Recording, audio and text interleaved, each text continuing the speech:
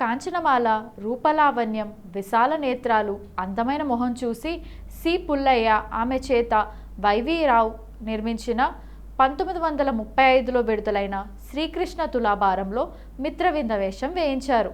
ఆ సినిమాలో తన అందంతో అందరి చూపులను తన వైపుకి తిప్పుకున్నారు ఈమె. ఆ రోజుల్లో తల్లులు పిల్లను నిద్రపుచ్చడానికి దినదినము పాపడని దీవించి పోండి దేవలోకములోని దేవతల్లారా అనే కాంచనమాల గారి పాటను పాడేవారట. 1938లో మాలపిల్ల అనే సినిమాను శ్రీ గూడవల్లి రామబ్రహ్మం గారు నిర్మించారు. ప్రఖ్యాత రచయిత శ్రీ చలం గారి నాటకం యొక్క ఇతివృత్తం ఆ సినిమా కథ. అది ఒక బ్రాహ్మణ యువకుడు, ఒక మాలపిల్ల ప్రేమ కథ.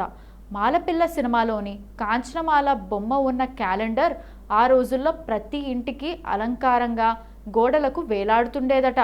అది ఆమె యొక్క అందం. విశాలమైన కళ్ళు ఆమెకు మరింత శోభను చేకూర్చాయి. ఇంతటి అందగత్తె ఒకసారి శ్రీ రామబ్రహ్మం గారి చేత తిరస్కరించబడిందట. శ్రీ రామబ్రహ్మం గారు తన తప్పును గుర్తించడానికి ఎక్కువ సమయం తీసుకోలేదు.